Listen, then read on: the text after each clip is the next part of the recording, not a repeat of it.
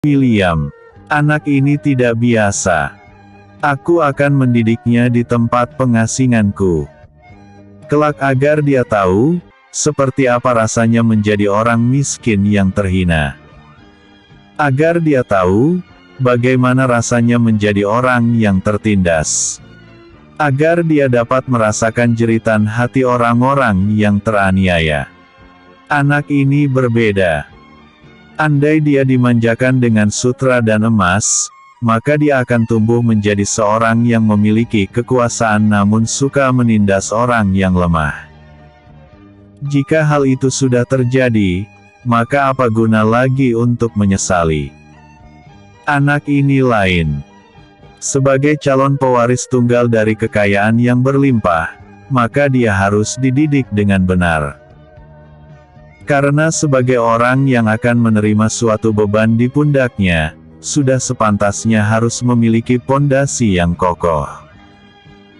Jika tidak, dia akan ambruk dan runtuh.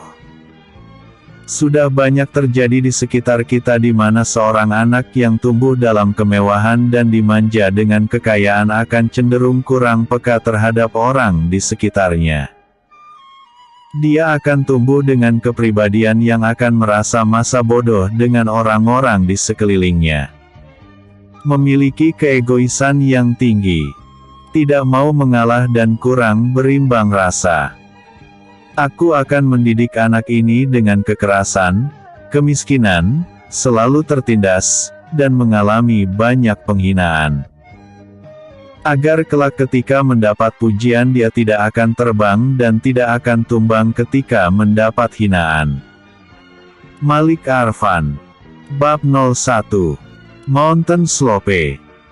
Seorang anak kecil berusia sekitar 7 tahun tampak sedang giat berlatih. Sesekali matanya melirik ke arah lelaki tua dengan rambut penuh uban dan tidak sehelai pun tersisa warna hitam pada rambut tersebut. Begitu melihat lelaki tua itu lengah, anak kecil yang berusia 7 tahun itu segera menyelinap di balik pohon pisang lalu lari terbirit-birit menuju ke perkampungan. Untung aku cepat lari. Jika tidak, bisa seharian aku dipaksa latihan terus, kata anak kecil itu dalam hati.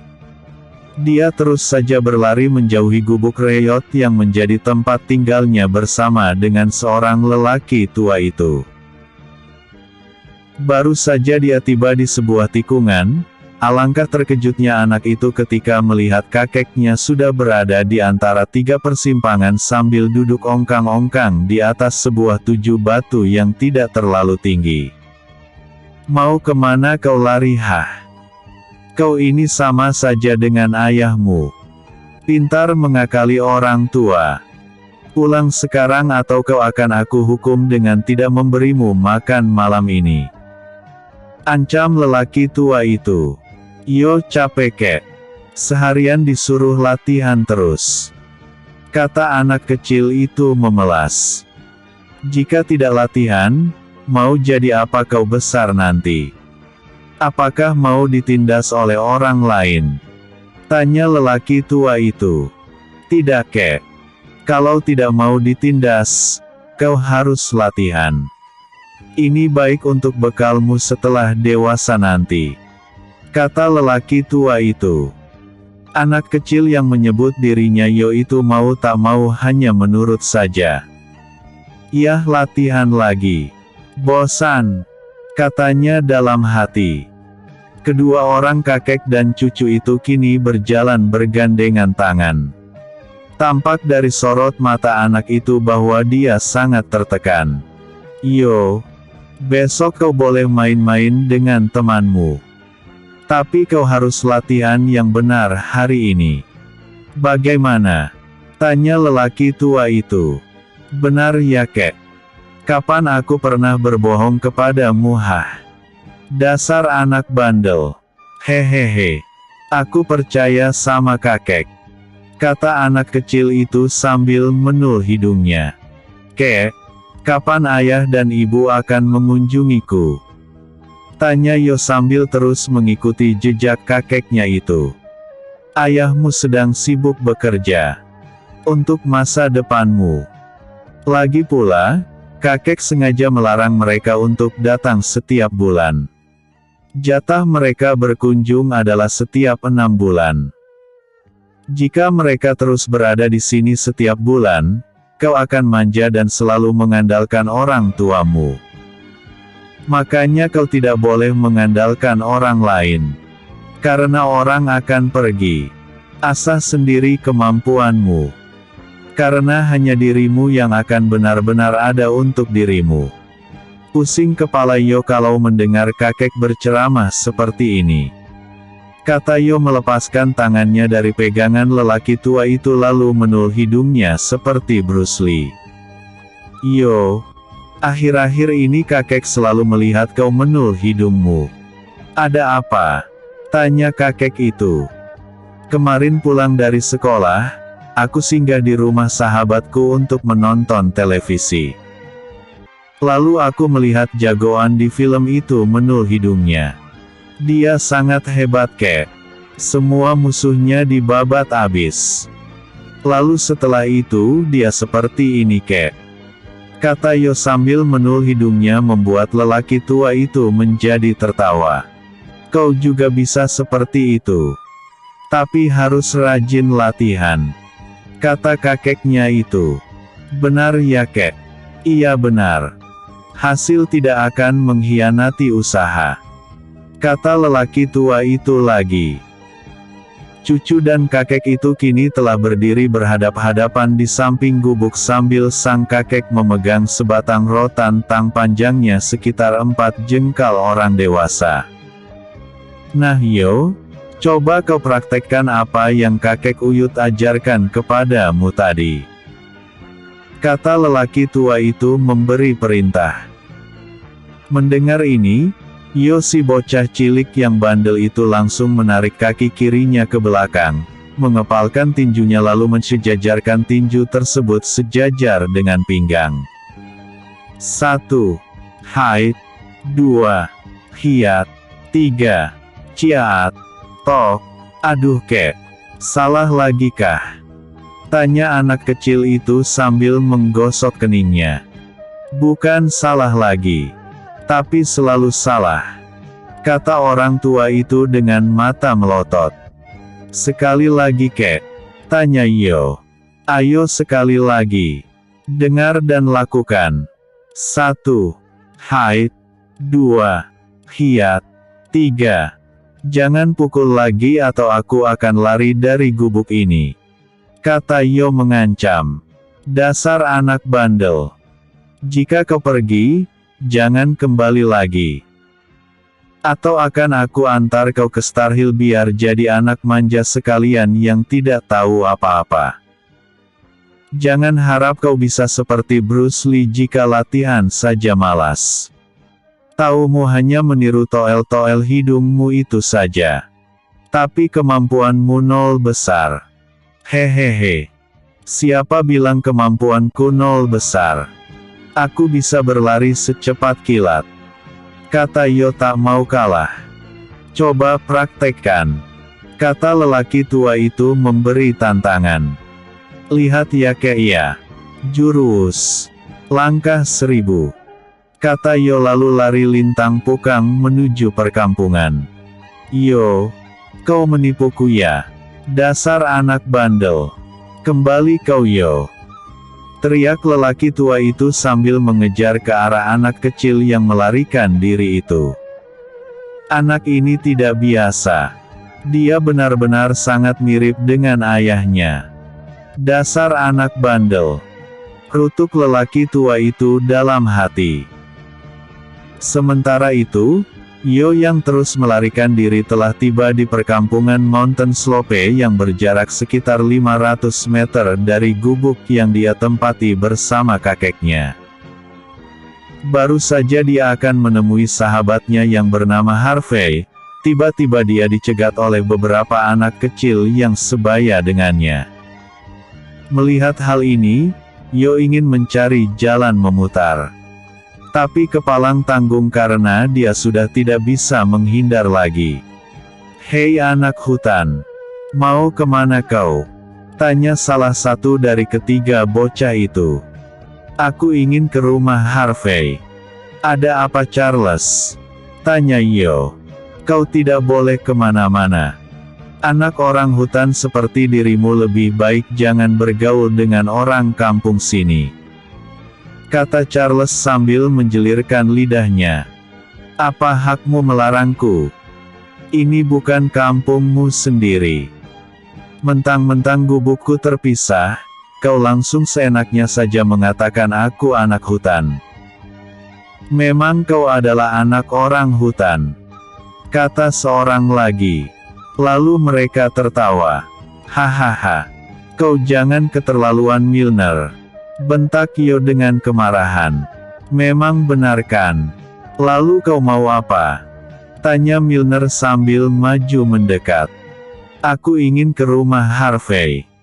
Tidak punya waktu untuk melayani kalian, kata Yo lalu segera berlalu. Namun sebelum dia berlalu, salah seorang dari mereka yang bernama Jimbo langsung menarik jabrik rambut Yo membuat anak itu mengurungkan niatnya untuk pergi. Kau jangan mencari masalah denganku Jimbo, ancam Yo memberi peringatan. Hahaha. Ayo teman-teman, kita usir anak hutan ini dari sini, kata Charles. Sial sekali kalian ini. Buk, kau, dia memukulku. Ayo kita hajar dia, kata Jimbo. Mereka bertiga lalu mengelilingi Yo yang mulai memasang kuda-kuda dan bersiap menghadapi segala kemungkinan. Serang, kata Milner mengomandoi dua sahabatnya yang lain. Mereka bertiga lalu menyerang ke arah Yo membuat anak itu sangat kerepotan menghadapi serangan dari ketiga lawannya ini. Pukul-memukul pun terjadi di mana Yo sering kecolongan pukulan. Hampir setengah jam Yo berjibaku menghadapi serangan dari ketiga lawannya hingga akhirnya dia pun keok juga. Jimbo, yang memiliki tubuh tambun dan lebih besar dari yang lainnya berhasil memeluk tubuh Yo dari belakang. Dan hal ini memudahkan Charles dan Milner memukuli anak itu dengan leluasa. Puas memukuli Yo yang sudah jatuh di tanah berpasir itu, mereka lalu berdiri di depan Yo dan tertawa bersama. Sudah aku katakan bahwa kau tidak boleh memiliki sahabat di kampung ini. Awas jika kau datang lagi. Kami akan kembali menghajarmu. Buk, Ark. Sebelum mereka bertiga berlaku, mereka masih sempat menendang tubuh Yo yang saat itu berusaha untuk bangkit. Yo William, nasihat dan petuah. Setelah semua anak-anak seusianya yang tadi terlibat perkelahian dengannya, Yo yang saat ini masih terbaring di tanah segera bangkit sambil mengibas-ngibaskan bajunya yang kotor berdebu. Kejadian yang tadi sedikit banyak membuatnya sangat menyesal mengapa tadi dia kabur dari rumah. Setelah memastikan bahwa tidak ada seorang pun lagi di tempat itu, Yo pun berjalan pelan mengarah ke pondok yang dia tinggali bersama kakeknya itu. Sekitar 50 meter lagi mencapai pondok reyotnya itu, dia menghentikan langkah kakinya lalu duduk di atas batu di pinggiran sungai sambil merenung sendiri. Dia terus berada di sana sampai matahari benar-benar sudah tergelincir di ufuk barat. Saat itu, seorang lelaki tua baru saja keluar dari dalam pondok sambil memandang ke kiri dan ke kanan seperti mencari sesuatu. Kemana anak bandel itu pergi sampai jam segini belum juga kembali? Katanya dalam hati. Dia kini mengambil sendalnya lalu segera berjalan menuju pinggiran sungai tempat biasa cucunya menyendiri jika sedang merajuk. Firasat lelaki tua itu benar. Samar-samar dia melihat tubuh anak lelaki sedang duduk di atas bongkahan batu besar sambil memandang lurus ke arah sungai yang airnya sangat jernih itu. Apakah kau akan terus berada di situ sampai pagi, Yo? Tanya lelaki tua itu membuat anak itu langsung menoleh ke arahnya. Kakek, kata Yo dengan malas. Ada apa? Mengapa kau duduk sendirian di sini, Hah? Tanya lelaki tua itu sambil mendekati cucunya. Tidak apa-apa, Kek. Tadi aku diganggu lagi oleh Charles, Milner dan Jimbo. Kata Yo mengadukan pengeroyokan tadi kepada lelaki tua itu. Sudahlah.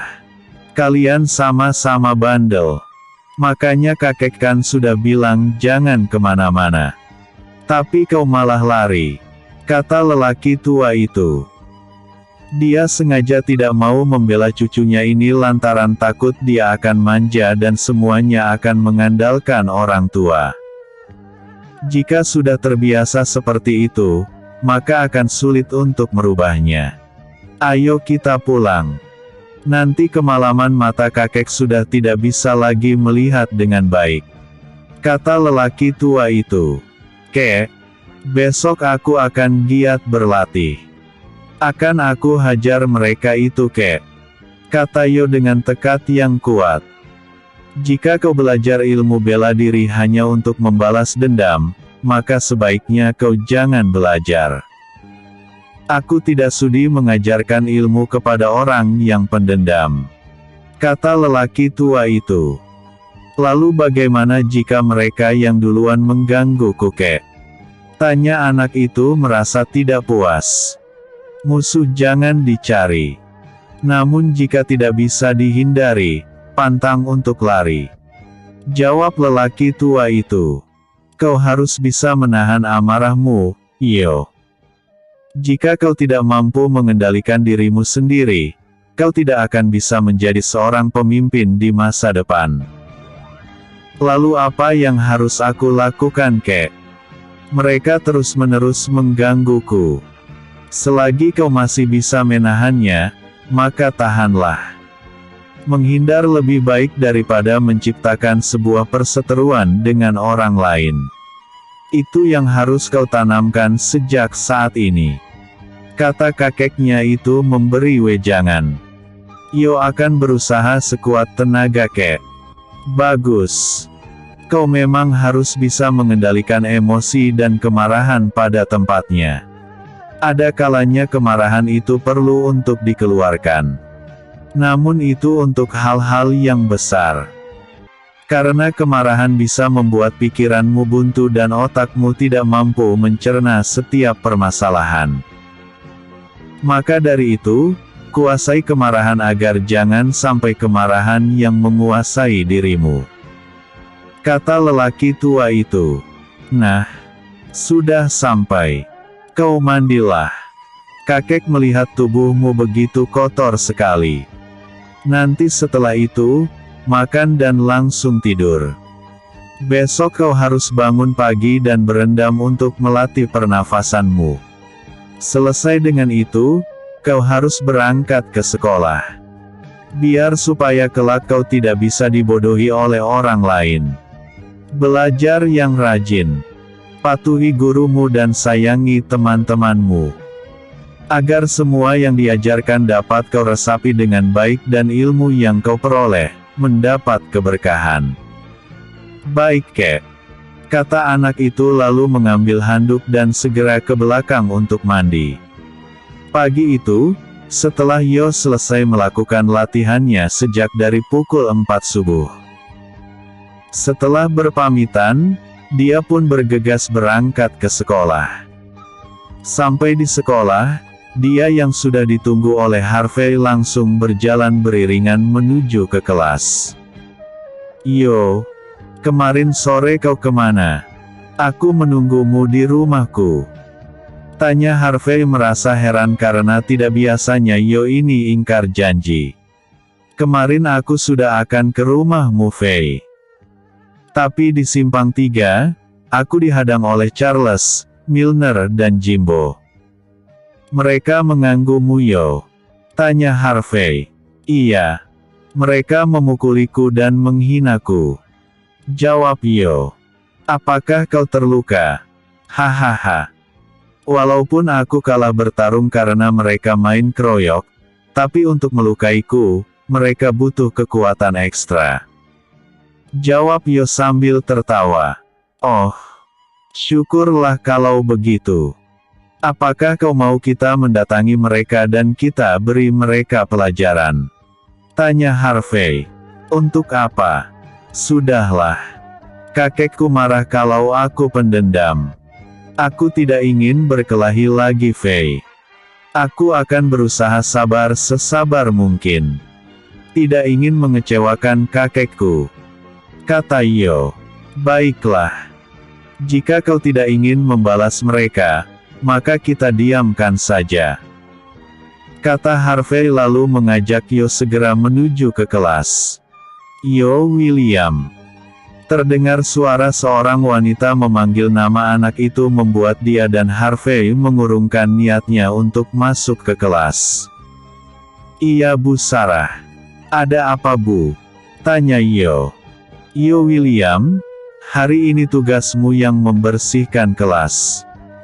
Kau dan Harvey akan bekerja sama bersama 4 anak lainnya. Lakukan dengan benar dan jangan sampai ada sisa kapur yang masih menempel di papan tulis. Mengerti? Tanya guru itu. Namanya adalah Sarah. Dia adalah guru di kelas Yo dan Harvey belajar. Guru ini terkenal dengan kedisiplinan yang tinggi serta sangat menekankan anak-anak didiknya untuk berdisiplin. Jadi, jika ada yang indisipliner, maka siap-siaplah untuk menerima hukuman. Saat ini Yo dan Harvey beserta 4 yang lainnya tampak sedang sibuk membersihkan ruangan tempat mereka belajar itu. Di saat pekerjaan itu hampir selesai, tiba-tiba 3 orang anak dari kelas sebelah datang dengan membawa sekantong sampah yang entah dari mana dia dapatkan lalu menaburkan sampah tersebut di dalam kelas yang sudah dibersihkan itu. Kejadian ini tentu saja membuat Harvey sangat marah. Hei kalian Charles, Milner dan Jimbo. Mengapa kalian mengotori lagi kelas kami ini? Aku sudah capek membersihkan, kau malah mengotorinya. Tegur Harvey. Memangnya mengapa? Tidak suka. Keluar saja dari sekolah ini. Kata Charles sambil tersenyum mengejek. Kau memang sialan Charles. Mentang-mentang sekolah ini milik pamanmu. Kata Harvey yang masih saja ngotot ingin melawan. Sudahlah Harvey. Lebih baik kita bersihkan saja lagi. Karena sebentar lagi Bu Sarah akan masuk ke kelas ini. Bisa bahaya kita jika masih berantakan seperti ini. Kata Yo meredakan kemarahan Harvey. Kalian ini anak-anak orang miskin memang pantas seperti ini. Kalian harus ingat. Aku tidak suka sekolahku ini diisi oleh murid seperti Yo William ini. Tidak tahu asal-usulnya dan tinggal di pinggir hutan. Dasar anak hutan. Hahaha. Kata mereka bertiga lalu keluar meninggalkan kelas itu. Abaikan saja. Ayo Harvey. Kata Yo. Lalu mereka pun membersihkan sampah yang ditaburkan oleh ketiga anak tadi. Episode sebelumnya. Yo William. Episode berikutnya. Dicegat lagi. Yo William. Dicegat lagi. Bel sekolah kini berdering menandakan sudah habis waktu belajar bagi para murid-murid sekolah dasar di Mountain Slope itu. Kini para siswa mulai berlari dan berebut untuk saling mendahului keluar dari kelas. Hal ini tidak terkecuali bagi Yo William dan Harvey. Mereka berdua tampak sangat gembira dan terus berebut keluar dari kelas itu membuat Bu Sarah hanya menggeleng kepala saja menyaksikan ulah dari anak didiknya itu. Yo, nanti kau datang ke rumahku kan? Tanya Harvey. Tidak Fei. Kakekku tidak memberi izin. Jawab Yo. Dia sengaja mengatakan seperti itu karena berbagai alasan. Pertama, dia tidak ingin bertemu lagi dengan ketiga anak orang kaya di kampung itu yang sering mengganggunya. Yang kedua, dia ingin belajar dengan giat dan menyerap semua ilmu yang akan diajarkan oleh kakeknya. Yang ketiga, hanya Harvey saja yang baik kepadanya. Sementara keluarga Harvey hanya menganggap dirinya seperti sampah. Jika bukan karena kakeknya yang sangat dihormati di kampung itu, sudah pasti dia tidak akan diizinkan bahkan untuk lewat di depan rumah mereka pun. Dia heran. Dulu kata kakeknya, orang-orang di Mountain Slope ini semuanya ramah dan baik. Namun sejak beberapa tahun ke belakang ini, ketika sebuah perusahaan dari Starhill masuk dan berinvestasi di kampung ini, keadaan perekonomian penduduk mulai berubah sejalan dengan gaya hidup mereka yang mulai meninggalkan kesederhanaan yang dulu dapat terlihat dari setiap warga Mountain Slope ini. Sekarang jalan sudah diaspal. Pabrik penggilingan padi sudah dibangun. Bendungan irigasi sudah siap sepenuhnya sekitar 5 tahun yang lalu. Kehidupan masyarakat sangat sejahtera. Hal ini perlahan mengubah gaya hidup mereka. Yo, anak kecil seusia itu tidak punya waktu untuk memikirkan hal itu. Dia terus saja berjalan bersama dengan Harvey yang sedikit tampak kecewa dengan alasan yang diberikan oleh Yo tadi. Baiklah Yo. Kita berpisah di sini. Oke Harvey. Ketemu lagi besok di sekolah ya. Kata Yo. Harvey mengangguk dan menunggu di pinggir jalan sampai Yo tidak kelihatan lagi, barulah dia melangkah kembali menuju rumahnya yang sudah tidak jauh dari tempatnya berdiri tadi. Saat ini, Yo terus saja berjalan menyusuri jalan menuju persimpangan 3.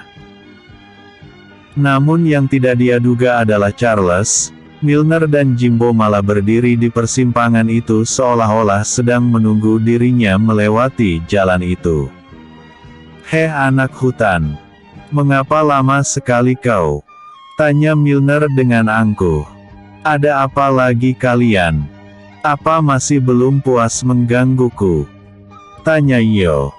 Aku belum puas sebelum kau mencari sekolah lain. Jangan sekolah di sekolah milik pamanku. Sekolah kami adalah sekolah elit.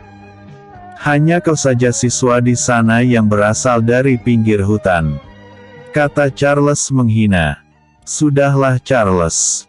Aku malas berkelahi. Masalahnya adalah, aku tidak ingin nanti urusan kita ini sampai kepada orang tua. Lebih baik aku mengalah saja. Tapi jangan keterlaluan Charles. Karena semut pun menggigit kalau terlalu tersakiti. Kata Yo. Hahaha.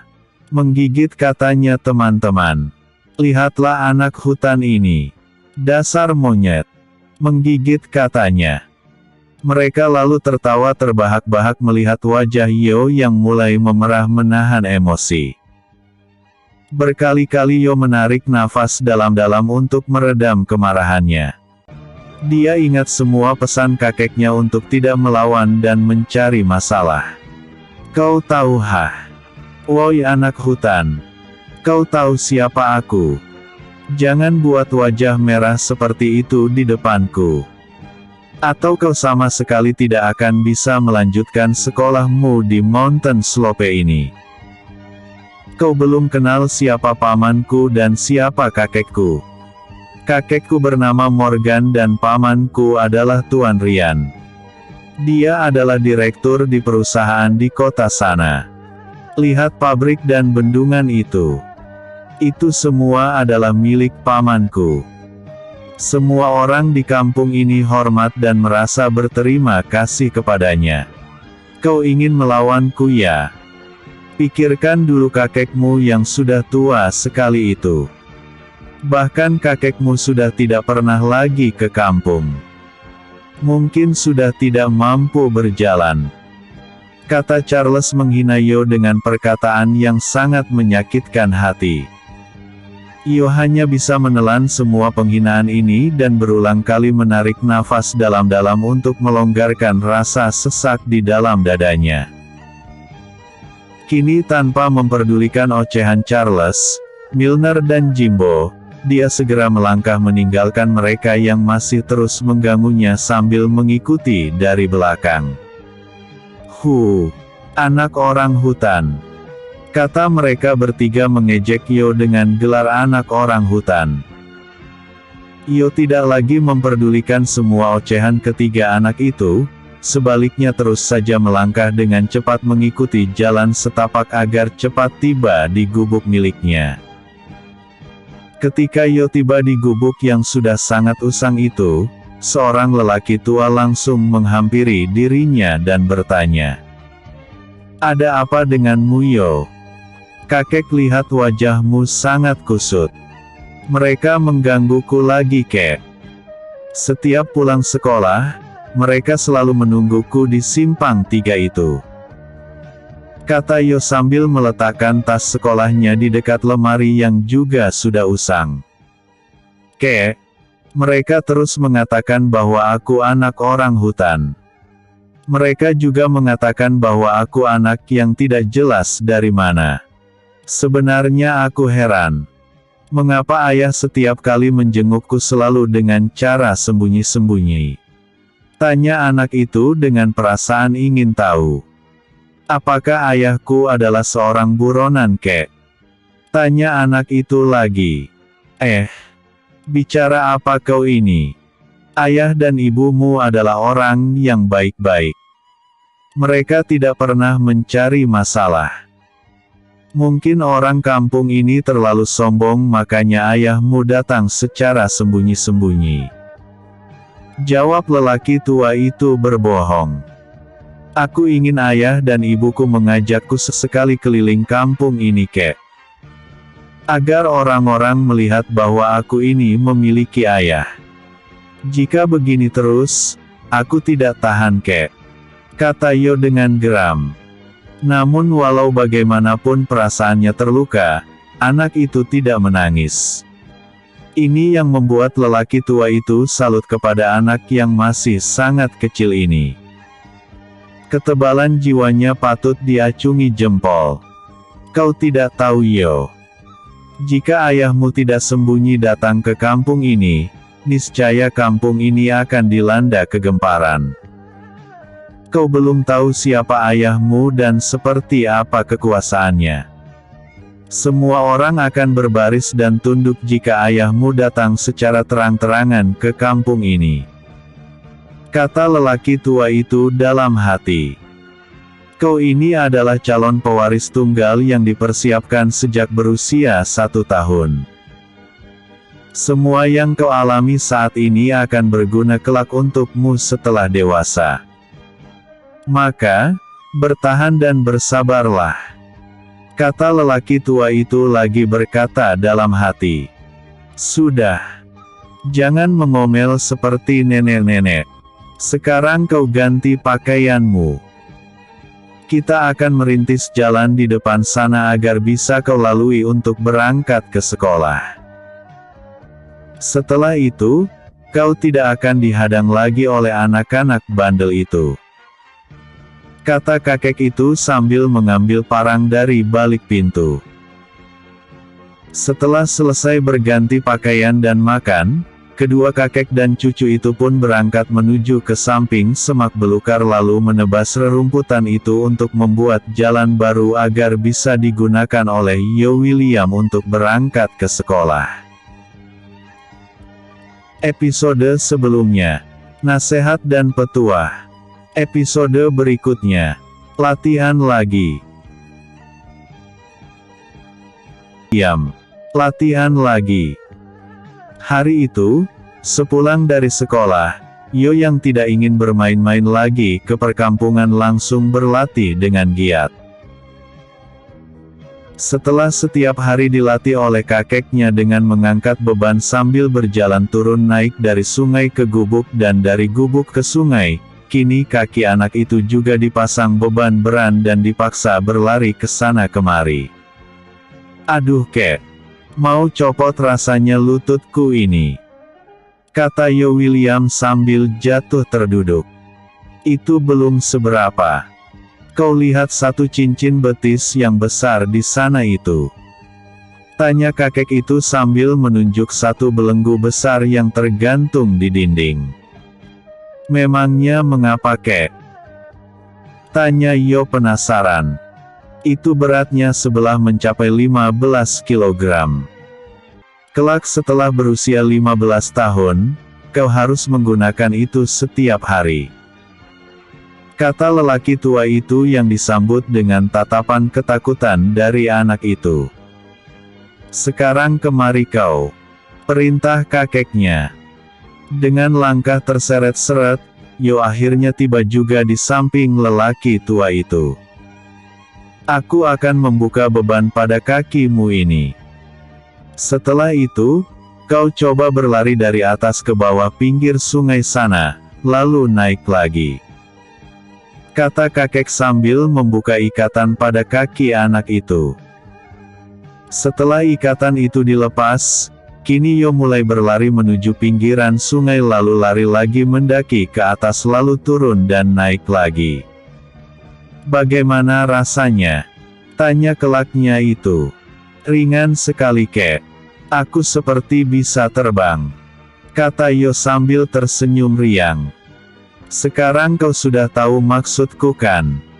Sekarang tendang ini," kata lelaki tua itu memerintahkan kepada Yo untuk menendang tempurung kelapa yang diikat sama tinggi dengan paras kening anak itu. Hiat, prak. Tampak tempurung kelapa itu pecah berserakan dihantam tendangan Yo tadi. "Bagus. Bagus sekali. Sekarang ayo latihan lagi," kata kakek itu.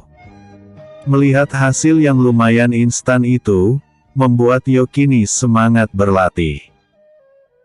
Memang pandai sekali kakek itu membangkitkan semangat latihan Yo. Dengan begini selain kepercayaan diri yang meningkat, semangat berlatih pun berlipat kali ganda peningkatannya. Kiri, haid, kanan, hiat, pukul ke depan, hook, tendangan kiri, ciah, keletuk. "Aduh, aku suruh tendangan kiri. Itu kiri atau kanan?" "Hehehe, kanan kek. Makanya ayo lagi. Tendangan kiri. Ciah. Nah itu baru benar. Sekarang pasang kuda-kuda dengan benar. Siap. Plak. Itu kurang ditekuk. Aduh. Bisa sobek celanaku ini kek. Sobek nanti dijahit. Pokoknya pasang kuda-kuda yang benar. Begini. Kurang itu. Bagaimana lagi kek? Dasar kakek gemblung." Keletuk. Tampak sebutir kerikil menghantam dengkul anak itu membuat dia jatuh terduduk. "Ada au. Kakek mau mengajarkan ilmu bela diri atau mau membuatku cacat? Makanya pasang kuda-kuda yang benar. Aku tidak memintamu mengatakan aku waras atau gemblung. Jika kau tidak bisa memasang kuda-kuda dengan benar, maka jangan harap kau bisa seperti Bruce Lee. Latihan setiap hari. Kuda-kuda setiap hari. Giliran orang mau berkelahi tidak diizinkan." Tampak Yo William mengomel sambil membenarkan letak kuda-kudanya. "Dasar anak sompret. Jika kau ingin berkelahi, bukan mereka lawanmu. Kelak jika kau sudah dewasa, kau akan tahu untuk apa latihanmu ini. Sekarang jangan protes. Latihan dengan benar atau kau tidak boleh makan." Selalu itu saja ancaman dari kakek. Tidak boleh makan. Sedikit-sedikit, tidak boleh makan, kata Yo sambil mencibir. Dasar anak sedeng. Kau pilih. Pasang kuda-kuda dengan benar, atau aku akan membelenggu kakimu dengan belenggu seberat 15 kilogram itu. Hah? Iya.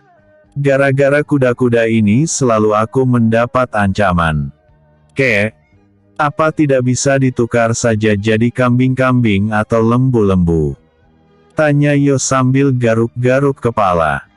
Kau ini. Awas kau ya. Kata kakek itu sambil melangkah mendekati besi belenggu. Iya kek ampun.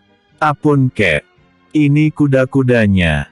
Aku tidak akan mengatakan kambing-kambing lagi. Kata Yo sambil membenarkan kuda-kudanya.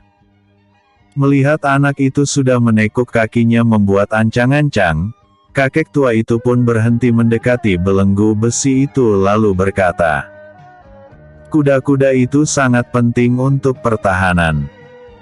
Ketika kuda-kudamu kokoh, kau tidak akan mudah terjatuh ketika diserang oleh musuhmu. Sekarang aku akan menguji seberapa kuat kuda-kudamu ini. Lelaki tua itu lalu mengambil sepotong kayu lalu membalut ujungnya dengan kain tebal. Dan setelah itu, Buk, Au, Ark, mengapa kau meninju perutku kek? Tanya anak itu sambil menjaga keseimbangan tubuhnya. Harus diuji sekuat apa kuda-kudamu. Yang tadi itu sudah lumayan. Sekarang aku akan meletakkan 2 ember ini di tanganmu. Kau harus bertahan di atas kuda-kudamu selama 1 jam. Kata kakek itu sambil menyangkutkan ember 2,5 liter di tangan kiri dan kanan anak itu. Mak, bisa pingsan aku kalau begini. Kata Yo sambil mengomel panjang pendek. Diam atau aku sumbat mulutmu itu. Iya aku diam. Kata Yo sambil bertahan dengan beban yang semakin lama semakin terasa berat itu. 10 menit, 15 menit, 20 menit. Kini butiran keringat jagung sudah menetes dari dahi anak itu. Matanya kini semakin liar melirik ke arah lelaki tua yang terus saja duduk sambil menyeruput kopi. Kakekku ini. Apa tidak bosan menungguiku terus? Kata anak itu dalam hati. Kek, perutku sakit. Kata Yo yang sejak tadi berpikir keras untuk menemukan alasan. Jangan banyak alasan. Masih kurang 40 menit lagi. Kata lelaki tua itu. Lama kek. Kalau mau sebentar, tidak masalah. Tapi kau jangan nanti menyesal jika dikeroyok lagi oleh anak-anak yang suka mengganggumu itu. Kata orang tua itu. Begitu mendengar perkataan itu, wajah sinis anak ini pun mulai tampak di wajahnya. Mendadak dia tidak merasakan lagi beban berat dari ember air 2,5 liter yang tergantung di lengannya itu. Hal ini membuat lelaki tua itu merasakan adanya aura membunuh di balik wajah imut anak itu. Yo, sekarang waktunya habis. Kata lelaki tua itu sambil mengangkat 2 ember yang menggantung di tangan kiri kanan anak itu. Sekarang coba kau gerakkan tanganmu. Kata lelaki tua itu. Wah, mengapa ringan sekali tanganku ini rasanya? Tanya anak itu merasa takjub. Makanya, setiap penderitaan, pasti ada sesuatu di balik semua itu. Jangan cepat mengeluh. Sebaliknya, berusahalah untuk lebih kuat, tabah dan tegar. Kata lelaki tua itu menasehati. Sebenarnya, walaupun Yo ini terkesan bandel dan selalu membantah, namun jauh di dalam hatinya dia menyimpan setiap wejangan yang diberikan oleh kakeknya itu di dalam hati dan pikirannya. Sekarang coba kau pukul ini. Kata lelaki tua itu sambil menunjuk ke arah ban mobil yang sudah terisi pasir. Yo hanya menurut saja. Lalu, buk, buk, buk, heh. Semakin bertenaga. kata Yo dengan sangat gembira. Oke. Sudah dulu latihan kita. Istirahat sejenak, nanti pukul 5 sore, kau akan aku ikat dengan ban mobil itu. Kau harus berlari 5 kali keliling gubuk ini dengan menyeret ban itu. Aku akan mengikatkan nanti di pinggangmu, kata lelaki tua itu. Tambah matilah aku ini, kata Yo dalam hati. Mengapa pucat? Tidak mau ya sudah. Mau kek? Aku mau, kata Yo buru-buru. Episode sebelumnya, dicegat lagi. Episode berikutnya, dasar anak sompret. Oh William, dasar anak sompret.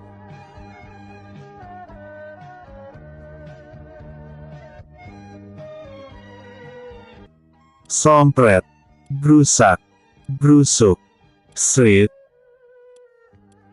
Yo,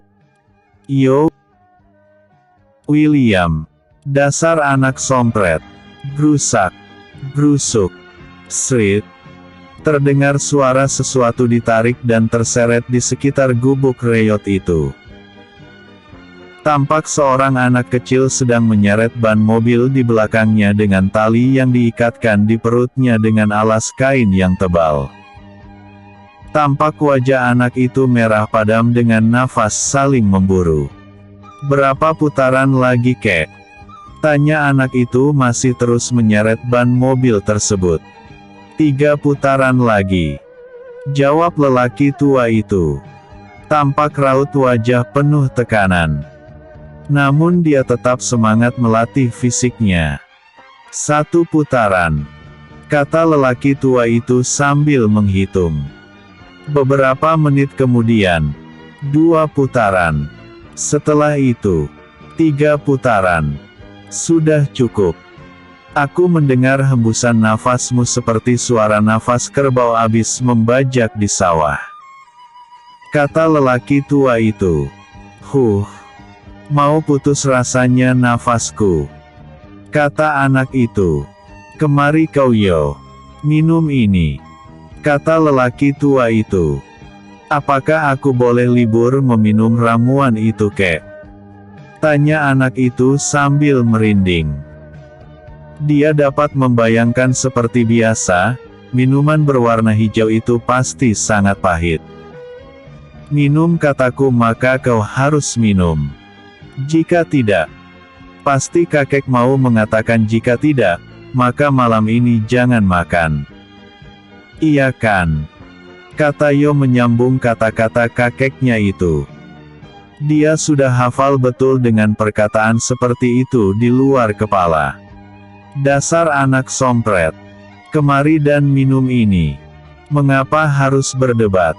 Lihat itu, kata lelaki tua itu sambil menunjuk ke arah belenggu yang tergantung di tiang kayu besar. Sekarang sudah berubah. Bertambah 1 lagi senjata kakek untuk mengancamku, kata Yo sambil berjalan mendekat. Nih minum. Jangan banyak omong.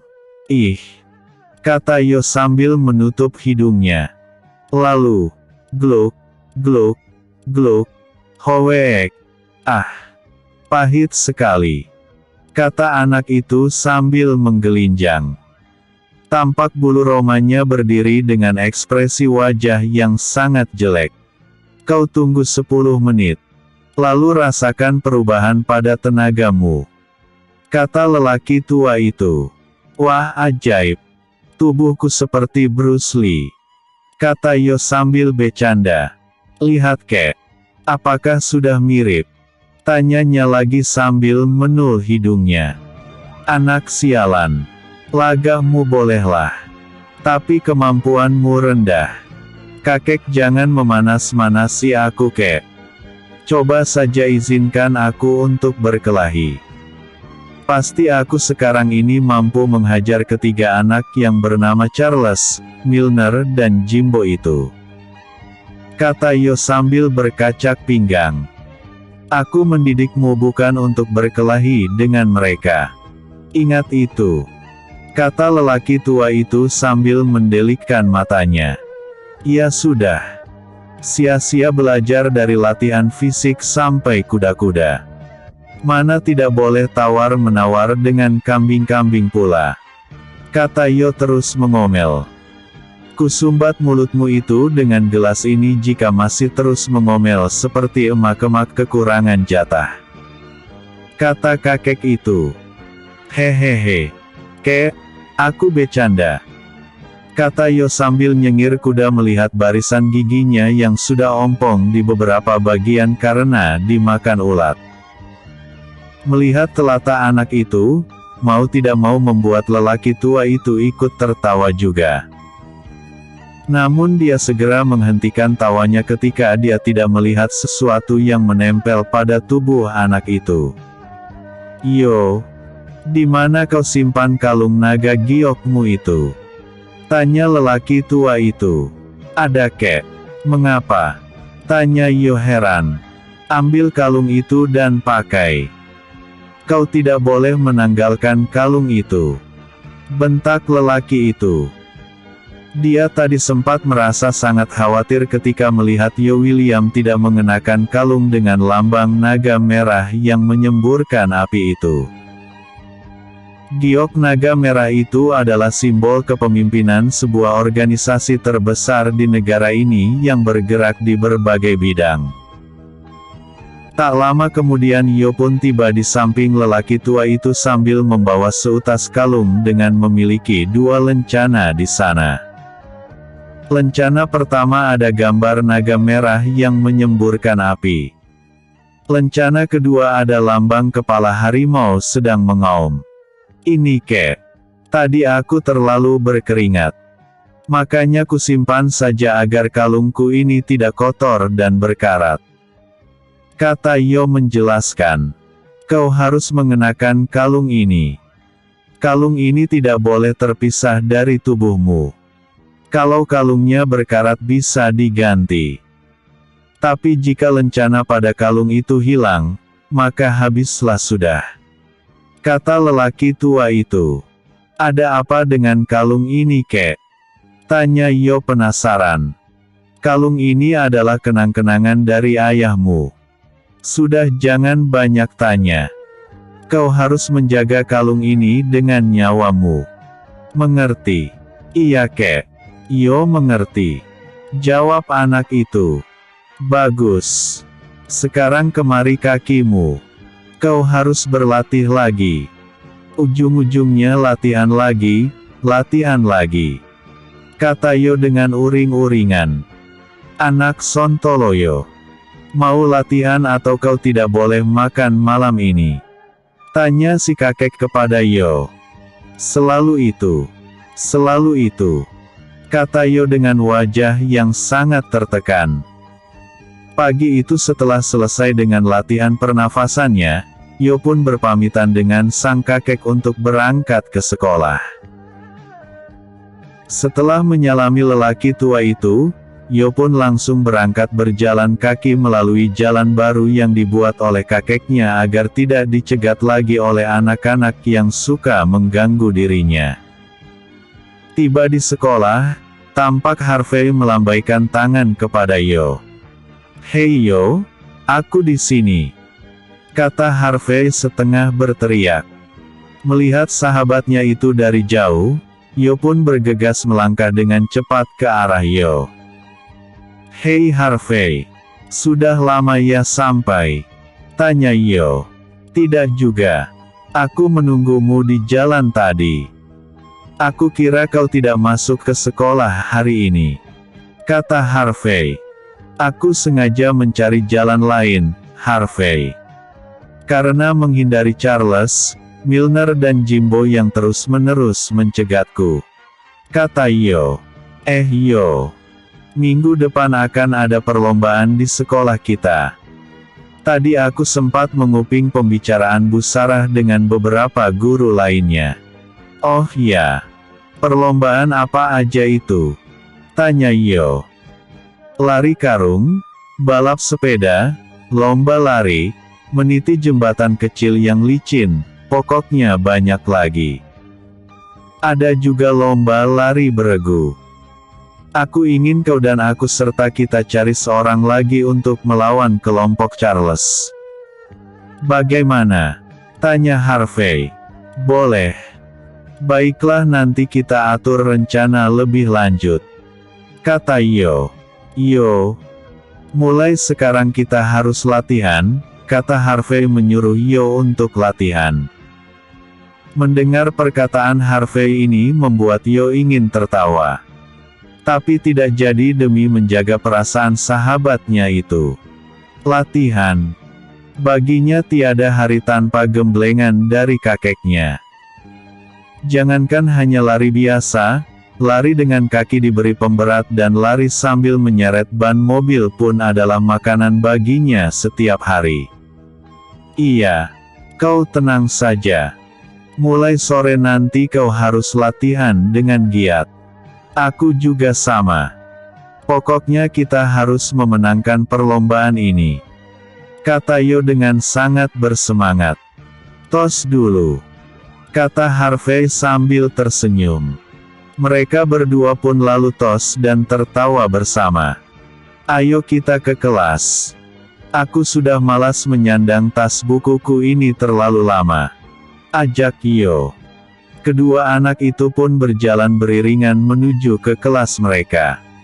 Yo, aku melihat kau tidak pernah jajan di sekolah ini. Mengapa Yo? Tanya Harvey. Aku selalu sarapan dari rumah sebelum ke sekolah, Fei. Sedangkan jajan, kakekku tidak memberiku uang jajan karena dia khawatir kalau uang itu akan aku belikan ke es. Dia tidak mengizinkan aku makan es, jawab Yo. Banyak sekali aturannya, kata Harvey sambil menggaruk jidatnya. Ya begitulah, kata Yo. Mereka berdua lalu duduk di kursi masing-masing sambil menunggu bel masuk berbunyi. Episode sebelumnya, latihan lagi. Episode berikutnya, membalas kecurangan Charles.